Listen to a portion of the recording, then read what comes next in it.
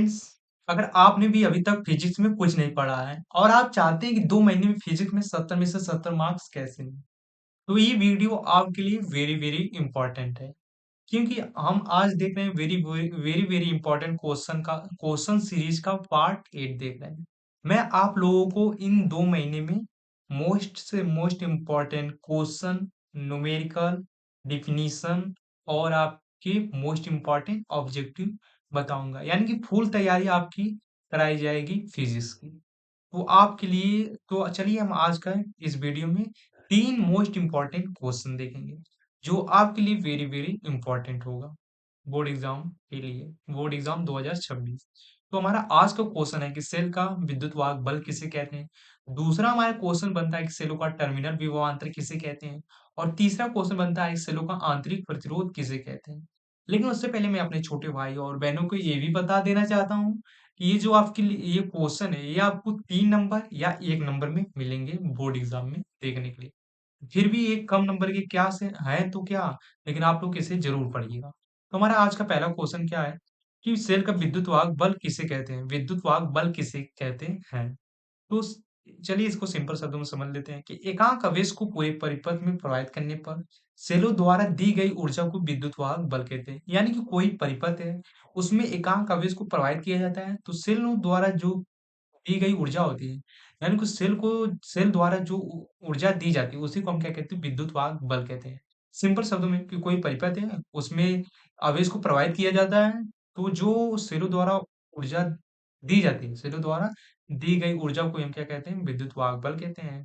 ठीक, तो इसका फॉर्मूला क्या हो जाएगा कि W अपॉन Q, यानी कि ऊर्जा अपॉन आवेश। ठीक, चलिए अब इसी के साथ हम दूसरा क्वेश्चन देख लेते हैं, लेकिन इससे पहले हम लोग इसके मात्रक राशि और बीमा देख लेते हैं। ये भी आपको ऑब्जेक्टिव में मिल जाएंगे क्वेश्चन देखने को कि मात्रक क्या होता है, वोल्ट या इसका या जूल प्रति कूलम्ब। और ये राशि कैसी है, तो राशि अदिश राशि है। और बीमा कैसी है, तो बीमा बीमा इसकी हम बता देता हूँ, m l की पावर 2 t⁻³ a⁻−2। उम्मीद कर रहा हूँ कि मेरे छोटे भाई और बहनों को समझ में आ रहा होगा। तो आप लोग इस चैनल को सब्सक्राइब और ढेर सारा प्यार दें। और कमेंट में आप सिर्फ एक काम कीजिए कि बोर्ड एग्जाम 2026 लिख दीजिएगा। ठीक, चलिए हम इसका दूसरा क्वेश्चन देख लेते हैं। तो हमारा दूसरा क्वेश्चन क्या है कि सेलों का टर्मिनल विभवांतर किसे कहते हैं। तो सेलों का टर्मिनल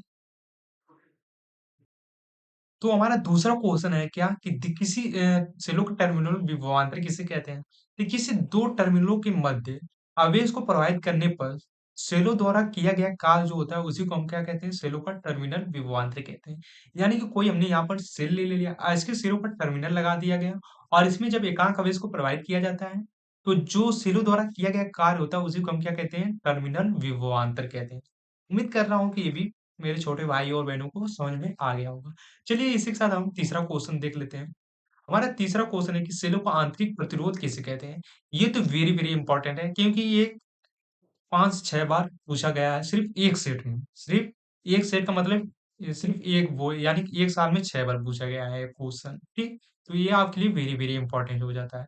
तो सेलों का आंतरिक प्रतिरोध यानी कि किसी सेल के अंदर विद्युत धारा के मान में उत्पन्न उत्पन्न अवरोध को सेलों का आंतरिक प्रतिरोध कैसे है कहते हैं, कहलाता है या कहते हैं। ठीक, तो किसी सेल के अंदर विद्युत धारा, यानी कि कोई सेल है, उसमें जब विद्युत धारा प्रवाहित की जाती है, तो क्या होता है कि उसके मार्ग में जो अवरोध उत्पन्न होता है, यानी कि जो अवरोध उत्पन्न करता है, उसी को हम क्या कहते हैं, सेलों का आंतरिक प्रतिरोध। यानी कि सेल के अंदर जो धारा को रोकता है, उसी को हम क्या कहते हैं, सेलों का आंतरिक प्रतिरोध। आप ये भी लिख सकते हैं सिंपल शब्दों में कि सेलों के अंदर जो धारा के मार्ग में बाधा उत्पन्न करता है, उसे हम क्या कहते हैं, सेलों का आंतरिक प्रतिरोध कहते हैं। यानी कि उसके अंदर जो धारा के मार्ग में क्या करेगा, बाधा उत्पन्न करेगा, उसे हम आंतरिक प्रतिरोध कहते हैं। इसका मात्रक क्या हो जाएगा, वोल्ट या एम्पियर, वोल्ट प्रति एम्पियर या ओम होता है।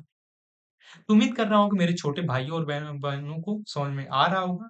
तो आप लोग क्या कुछ मत कीजिए, सिर्फ इस चैनल को ढेर सारा प्यार और लाइक और सब्सक्राइब कर दीजिएगा। और मैं इसी तरह से मोस्ट इम्पोर्टेंट क्वेश्चन, डिफिनीशन और न्यूमेरिकल और प्लस ऑब्जेक्टिव क्वेश्चन लाऊंगा। ठीक, तो चलिए थैंक यू सो मच। ठीक, और मैं आप लोगों को ये भी बता देता हूँ कि ये जो भी इस तरह भी इसके क्वेश्चन पूछे जाते हैं, कम से कम 3 नंबर में प्रश्न कई बार पूछा गया है। तो 70 में से 70 मार्क्स की आपकी तैयारी कराई जाएगी इस चैनल पर। सब्सक्राइब, लाइक, कमेंट ज़रूर कर दीजिएगा। Thank you so much.